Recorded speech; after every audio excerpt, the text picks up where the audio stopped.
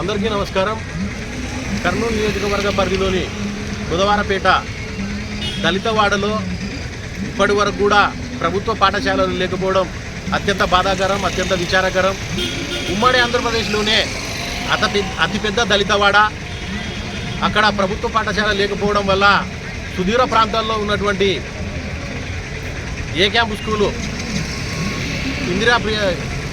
Indira Gandhi memorial school కానీ, లేదంటే సుదూర ప్రాంతంలో ఉన్నటువంటి మున్సిపల్ హై స్కూల్ కానీ, లేదంటే సుదూర ప్రాంతంలో ఉన్నటువంటి స్కూల్స్ హై స్కూల్కు, టౌన్ మోడల్ హై స్కూల్కు పిల్లలు దూరంగా ఉన్నటువంటి స్కూళ్ళకి వెళ్లాల్సి వస్తుంది.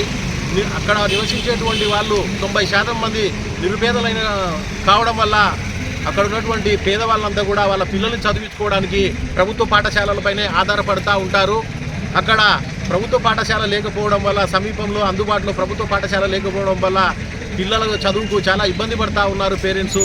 ఆ విషయాన్ని గ్రహించినటువంటి మేము ప్రభుత్వ కలెక్టర్ గారిని, డిఈఓ గారిని సంప్రదించడం జరిగింది.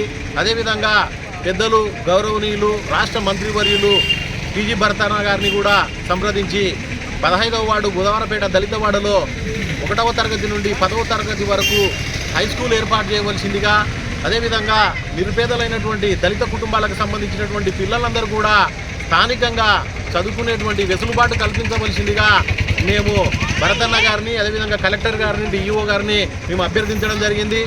సానుకూలంగా స్పందించినటువంటి టీజీ భరతన్న గారు, కలెక్టర్ గారు, డిఈఓ గారు తప్పకుండా మీరు మంచి ఆశయంతో ముందుకొచ్చారు. అక్కడ తప్పకుండా స్కూల్ ఏర్పాటు చేయడానికి మా వంతుగా మేము సహకరిస్తామని చెప్పేసి హామీ ఇచ్చినందుకు వారందరూ కూడా మేము కృతజ్ఞతలు తెలియజేసుకుంటా ఉన్నాం.